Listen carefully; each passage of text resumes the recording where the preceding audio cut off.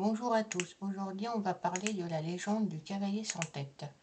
Chaque année, lors de la Sansin, événement Halloween en jeu dans World of Warcraft, la malédiction qui touche le cavalier sans tête le ramène d'entre les morts pour venir troubler les festivités. Son ombre apparaît alors pour répandre tristesse et flammes sur différents villages, tous en se moquant des habitants. Bien heureusement, les habitants et aventuriers de la Horde et de l'Alliance sont là pour éteindre les incendies, ce qui ne manque pas bien sûr d'attiser la colère de l'ombre du cavalier sans tête. Cette dernière n'hésite pas à les attaquer si, par ailleurs, tous les foyers d'incendie sont éteints. Après sa défaite, l'ombre laisse derrière elle une énorme citrouille qui, bien qu'elle dégage une aura maléfique, contient un symbole sacré brûlé.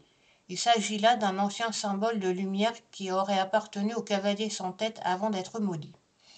L'ombre ne peut être chassée que temporairement, et pour en finir définitivement avec le cavalier sans tête, les aventuriers doivent se rendre sur sa sépulture, au cimetière du monastère écarlate, où apparaît alors un étrange sanctuaire dont on ignore l'auteur.